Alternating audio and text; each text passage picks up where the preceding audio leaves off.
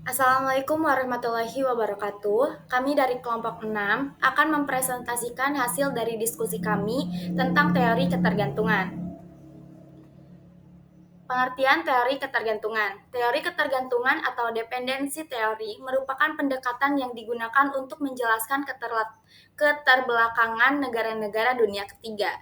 Teori ini menyatakan bahwa negara-negara berkembang memiliki ketergantungan yang tinggi terhadap negara-negara maju, baik dalam aspek ekonomi, politik, maupun teknologi.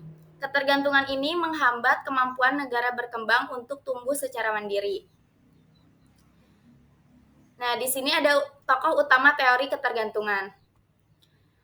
Andre Gunder Frank menyatakan bahwa keterlibatan negara berkembang dalam sistem kapitalisme justru memperparah keterbelakangan. Raoul Prebys menyoroti ketimpangan nilai tukar antara komoditas primer dan barang industri. Sementara itu, Teotonio dos Santos dan Fernando Henrique Cardoso menekankan bahwa ketergantungan ini bersifat struktural dan sulit dihindari. Nah, tujuan dan fokus utama dari teori ini adalah untuk mengidentifikasi dan menjelaskan ketimpangan dalam sistem ekonomi global. Teori ini menyoroti posisi negara berkembang yang tidak setara dalam struktur global. Selain itu, teori ini juga menjadi kritik terhadap teori modernisasi yang menyarankan bahwa kemajuan dapat dicapai hanya dengan meniru negara maju, tanpa mempertimbangkan faktor ketergantungan yang terjadi. Nah, selanjutnya ada asumsi teori. Nah, jadi asumsinya sistem global sekarang itu emang nggak adil. Ketergantungan dibentuk dari perdagangan internasional yang tidak setara, utang luar negeri, sampai ketergantungan teknologi. Negara berkembang jadinya hanya mengikuti arus dan tidak punya kendali atas ekonominya sendiri.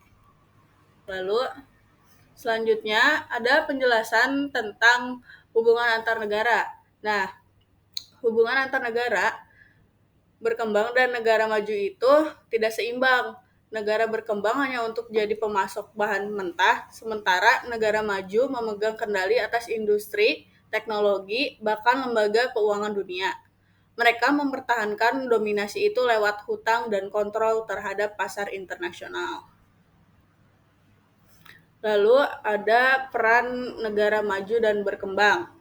Nah, negara maju itu posisinya sebagai pusat kekuatan ekonomi dunia. Mereka memiliki modal, teknologi, dan lembaga pengendali. Namun, negara berkembang justru malah sebaliknya. Mereka hanya penyedia bahan mentah dan tenaga kerja murah. Akhirnya, negara berkembang selalu bergantung pada negara maju. Lalu ada kelebihan dan kekurangan teori ketergantungan. Nah, teori ini bagus karena bisa menjelaskan mengapa negara berkembang tertinggal, bukan karena malas, tapi karena sistem globalnya tidak adil. Tapi kekurangannya, teori ini terkadang terlalu pesimis. Nggak semua negara berkembang gagal. Contohnya, Korea Selatan bisa maju. Selain itu, teori ini kurang membahas masalah internal seperti korupsi. Lalu ada contoh penerapan teori. Nah, jadi di Indonesia itu teori ini sangat terlihat. Kita masih ekspor bahan mentah seperti batu bara dan sawit. Tapi untuk teknologi kita harus impor. Sektor penting seperti tambang bahkan banyak dikuasai asing. Utang luar utang luar negeri kita juga cukup tinggi. Ini semua membuat ekonomi kita itu susah mandiri. Nah, jadi kesimpulannya, teori ketergantungan menunjukkan bahwa negara berkembang tertinggal karena ketimpangan sistem global. Jika ingin keluar dari ketergantungan, negara berkembang harus membangun industri sendiri, kurangi hutang-hutang di luar negeri, dan kendalikan sumber daya sendiri. Sekian presentasi dari kami. Mohon maaf apabila ada kesalahan. Assalamualaikum warahmatullahi wabarakatuh.